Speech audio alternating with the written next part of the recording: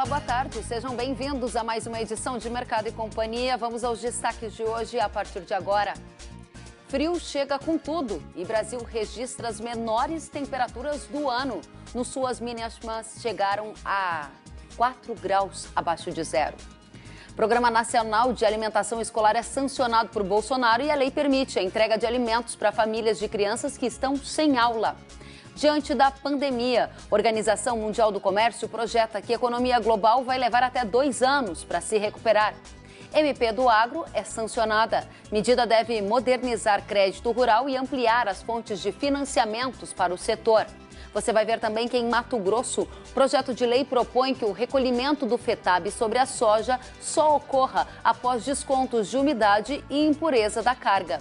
Nesta edição, você vai ver ainda análise sobre o mercado de soja e milho e o mercado da pecuária. Fique com a gente, Mercado e Companhia já está no ar. O presidente da República, Jair Bolsonaro, sancionou ontem, com 5 artigos vetados, a medida provisória 897 de 2019, conhecida como MP do Agro. Se a sanção não ocorresse até ontem, a votação realizada no Senado no início de março perderia a validade. A medida deve modernizar crédito rural e ampliar as fontes de financiamentos para o setor. O Programa Nacional de Alimentação Escolar também foi sancionado pelo presidente da República e garante que a entrega dos alimentos para as famílias das crianças que estão sem aula continue a ocorrer durante o período de isolamento social imposto pela Covid-19. Temas que a gente vai analisar agora mesmo com o superintendente da CNA, Bruno Lucchi, que fala ao vivo conosco. Bruno, muito boa tarde. Como você avalia essas duas sanções? Elas foram vitórias para o setor agropecuário? Boa tarde, Kellen. Boa tarde a todos que nos acompanham. Sim, certamente. Essa do PENAI, principalmente, nesse momento, mais do que nunca, a gente precisa manter, né, as crianças bem alimentadas, mesmo não recebendo isso na escola, a alimentação na escola, elas vão estar recebendo, vão poder pegar na escola e se alimentar em casa, e os agricultores familiares que fornecem para esse programa. Então, a gente ajuda 2 famílias com uma política pública só, uma política que tem dado muito resultado. Então, acho que isso foi uma grande vitória. Já em relação à MP do Agro, essa é uma conquista que o setor tem que comemorar bastante. Isso não é um pleito de agora, né? Isso começou a ser construído no ano passado, nas discussões do Plano Agrícola. Surgiu o MP, um trabalho muito bem coordenado entre as entidades do setor, a ministra da Agricultura, o Ministério da Economia e a Frente Parlamentar da Agropecuária. Perfeito. É uma medida que certamente vai modernizar a política agrícola brasileira. Nós temos, então, 2 manchetes importantes nessa abertura. Eu vou pedir, então, para a gente, nesse primeiro momento, analisar a MP do Agro, que é o que você já começou a fazer, e depois a gente avança para os temas da agricultura familiar. Focando em crédito, há uma grande ansiedade do setor para ter mais recursos a fim de enfrentar os desafios da pandemia. E a gente sabe que até agora as medidas econômicas de socorro ao agro não foram liberadas pelo governo. Temos a MP do Agro sancionado. Na prática, algo muda já imediatamente nesta semana, na semana que vem? Bem, a MP é uma medida que, quer dizer, agora a lei, né, sancionada como lei, ela tem uma intenção de captar recursos no mercado privado, principalmente através dos títulos do agronegócio, que vão poder emitir moeda estrangeira. Ela vai facilitar essa captação de recursos no mercado externo e no próprio mercado privado brasileiro também, que no momento a gente tem passado por uma dificuldade global, né, na economia brasileira, quer dizer, não na economia brasileira e mundial, que a gente não sabe para que rumo vai esses investimentos. Então, talvez nesse momento, o principal ganho, a gente não consiga mensurar. Mas algo que a gente já consegue colocar em prática de imediato é a questão de eu poder outros bancos operacionalizar recursos do crédito oficial.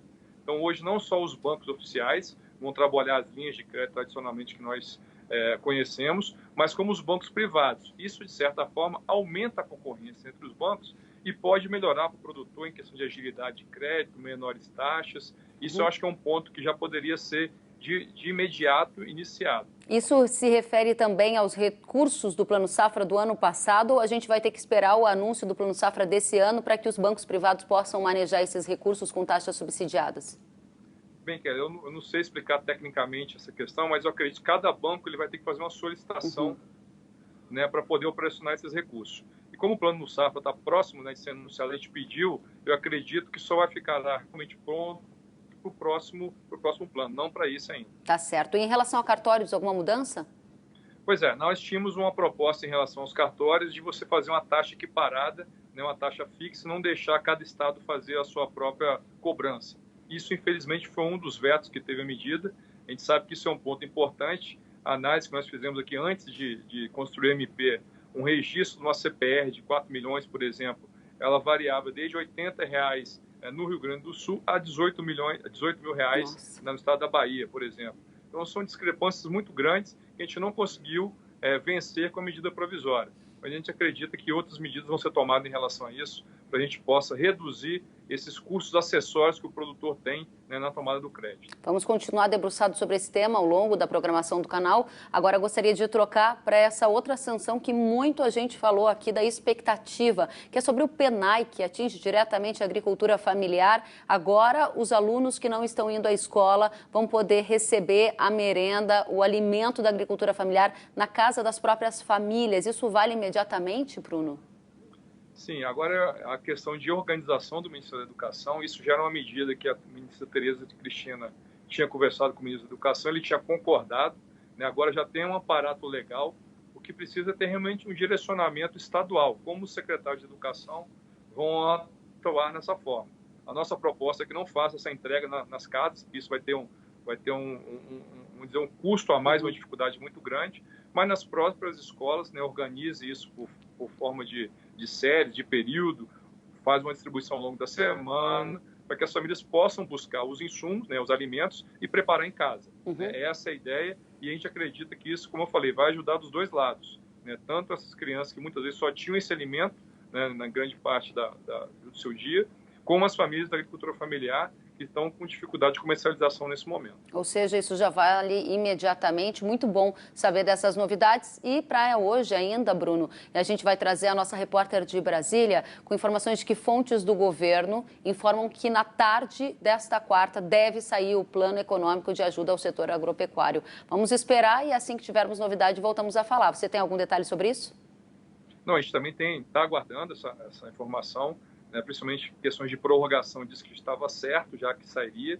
A questão mesmo é as medidas relacionadas ao capital de giro, né, ao financiamento do capital de giro. Vamos aguardar. A gente vai agora a uma análise sobre o cenário da safra 2021. A Cogo Inteligência em Agronegócio informa que há riscos do cenário ser oposto ao da temporada atual. Vamos entender os detalhes disso com o Carlos Cogo, que fala ao vivo conosco. Boa tarde, Carlos Cogo. O que significa esse risco que você quer chamar a atenção de a safra 2021 ter um cenário oposto ao da safra atual? Boa tarde, Karen. Exatamente pelo cenário que nós estamos vendo hoje, né? O dólar em alta, patamares recordes, as cotações recordes nos portos do interior, prêmios firmes elevados no Brasil, e tudo indica que nós vamos ter uma reversão desse quadro, tanto para a soja como para o milho, no decorrer do segundo semestre desse ano, mas principalmente para a safra 2020-2021. E isso puxado por qual fator na sua avaliação? No caso, especificamente, começando o inverso do milho, o milho está sendo muito pressionado globalmente pela baixa do petróleo. Isso está afundando o preço do etanol de milho nos Estados Unidos, está afundando o preço do etanol no Brasil, está desativando usinas. E isso provavelmente vai levar a uma migração de uma parte da área que seria destinada ao milho, nesse novo plantio americano, para a soja. Já está praticamente consolidada essa tendência nos Estados Unidos. O que a gente está vendo lá na frente é bem mais soja nos Estados Unidos, uma área muito maior do que aquela que realmente está estimada inicialmente, seria crescer 9%, e uma área crescendo um pouco menos para milho. Então, todo esse cenário que a gente está vendo, você acabou de falar, negociações futuras a preços elevados, são uma excelente oportunidade de produtor. O que nós vamos ter lá na frente é provavelmente um câmbio igual ou menor que tem agora, uma cotação futura pressionada, porque vai haver uma oferta maior por parte da América do Sul e parte dos Estados Unidos. Então, me parece que realmente o produtor é bom para fugir desse risco, se proteger e ampliar as posições deles vendidas no mercado futuro. Muito interessante. Eu estou aqui vendo algumas mensagens que eu recebi nas minhas redes sociais. Tem uma mensagem do Fabrício Romani e ele diz, em relação ao milho, Kellen, safra 2021, a tendência de preço é manter ou, se o dólar cair, ele baixa? Estou indeciso, não sei se devo fazer mais contratos travando o preço, que agora ainda está bom. É uma dúvida recorrente na nossa audiência, né, Kogo? Exatamente. Veja bem, a gente vem insistindo nisso nos nossos relatórios diários, né? O milho, com certeza, a tendência dele é de reversão da tendência desse ano. Ao longo do ano, ele vai ganhar sustentação em cima de uma oferta interna restrita, mesmo que a segunda safra seja cheia. A gente está com preço no interior muito maior que o preço no porto, mas a tendência é convergência do preço internacional no preço doméstico. Isso significa um milho valendo no porto ao redor hoje de R$ 44, contra uns R$ 60 no interior. Essa convergência vai existir à medida que vai aumentar a oferta nos Estados Unidos. Vem aí uma safra normal, onde os americanos vão ter que abrir mão de uma boa parte do seu processamento de milho para etanol. Isso significa 135 milhões de toneladas de milho que vão hoje para etanol nos Estados Unidos. E somente nessa semana a produção caiu 20%. Então, isso realmente é ameaçador para o produtor de milho brasileiro para 2021, tá? Então, vamos fazer posição adiantada também no caso do milho, se for possível. Agora, no caso da soja, Kogo, a gente observou ao longo dos anos alguns produtores que deixaram para vender depois, conseguindo preços mais altos. Esse ano não foi diferente, né? O dólar explodiu, valendo mais de R$ 5,00 e teve gente fixando negócios acima de R$ 100,00. Isso gera uma ideia de que quanto mais esperar, melhor. O que você está dizendo é que essa pode não ser a situação de agora em diante para a soja? Não tenho nenhum receio de afirmar isso. Você pode ter preços um pouco maiores, porque os prêmios são maiores para julho, agosto. Ao longo deste ano safra é possível sim que você tenha preços um pouco maiores. Pensando no longo prazo, próximo à safra 2020-2021, é muito arriscado ficar pensando em preços maiores, num cenário que tudo indica que a pandemia vai acabar, o dólar vai se acalmar, o petróleo vai voltar a níveis naturais, normais, e aí os preços tendem a voltar à normalidade, ou seja, voltar ao padrão tradicional deles, e não ficar nos níveis tão altos como estão. Então, se proteger é a melhor coisa. Os níveis que estão sendo oferecidos hoje para a entrega no próximo ano são muito bons para você deixar de fazer negócio. Só para encerrar, vale a pena fechar insumo mesmo com o dólar acima de 5,10, 5,20? Vale. O que importa não é isso. O que importa é que a relação de troca ela está entre 30% a 40% melhor o poder de compra do que estava em relação ao mesmo período do ano passado. Então, esqueça o câmbio e use o seu poder de compra. A relação de troca é boa a favor da soja, do milho e de várias outras commodities. Então, faça a compra de insumos imediatamente. Esses negócios estão fluindo no Brasil ou o produtor ainda está retraído? Ontem mesmo tivemos uma videoconferência aqui, está fluindo muito bem, o produtor está tentando se adiantar ao máximo na compra de sementes, defensivos e fertilizantes. Vamos direto à análise do CPEA, o Centro de Estudos Avançados em Economia Aplicada. E o CPEA dividiu o cenário da pecuária em dois. Diz que é preciso olhar o curto prazo e depois o longo prazo. Os preços da pecuária podem oscilar nas próximas semanas em influência da demanda interna e externa, oferta de animais, tudo aquilo que a gente acompanha, né? Campinas, ao vivo, vamos conversar então com o nosso entrevistado de hoje, direto de Piracicaba, é isto? Opa, muito boa tarde, seja bem-vindo, Tiago. Obrigado, Kellen, boa tarde para todos. Piracicaba, vizinho aqui de Campinas. Tá do ladinho. Piracicaba, do ladinho.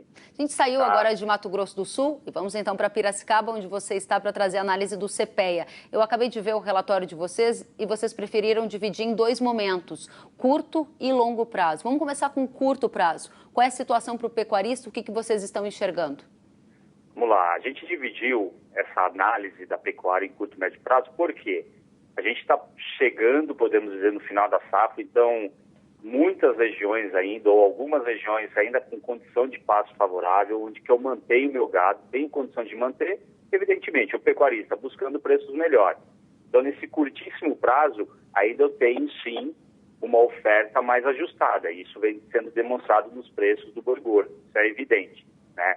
Mas, por outro lado, tem o final da safra chegando, final de abril, maio, junho, onde eu posso ter essa oscilação, um volume maior de oferta, que pode sim ser, como o Zé Pada falou, sim, bem equilibrado com as exportações, que a China vem comprando, batemos recorde, né, trimestral, recorde para março de exportação de carne bovina in natura, então isso pode balancear. Então, nesse curto prazo, eu tenho esse ajuste, mas nas próximas semanas, devido ao coronavírus, ao Covid-19, pode oscilar, porque eu tenho uma mudança do fluxo de pessoas, uma mudança no padrão de consumo, saindo do food service, entrando dentro de casa. Então, a oscilação é natural, tanto para baixo como para cima. Agora, nesse momento de pandemia e de preocupação com a economia, muito se fala que a carne bovina é uma das primeiras a ser afetada, dado que ela é a mais cara. O consumo interno, Brasil, reduziu?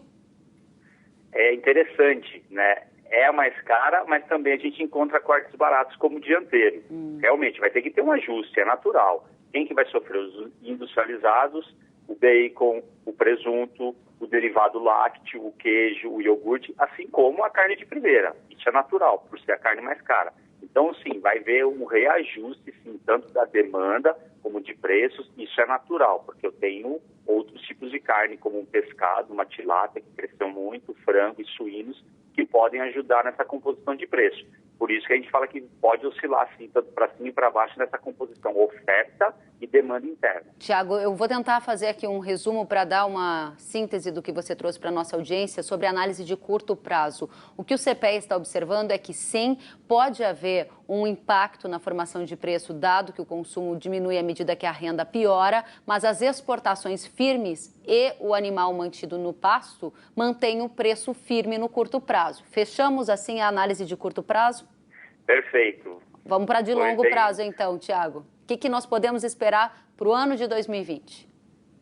2020 a gente tem um longo prazo, eu gosto de ser um pouco realista, esperançoso, mas um pouco otimista também, no sentido que a economia vai passar, é um período de transição, tá? A gente tem que estar preparado para o segundo semestre, porque a gente vem num período daí sim de entre safra, menos animal gordo para o abate, assim como a gente sempre tem um crescimento da demanda, principalmente da China, no segundo semestre. Nós observamos 16, 17, 18, 19, a China sempre entrou comprando bastante carne no segundo semestre. Vídeo o que aconteceu no ano passado. Ah, vai chegar a 230?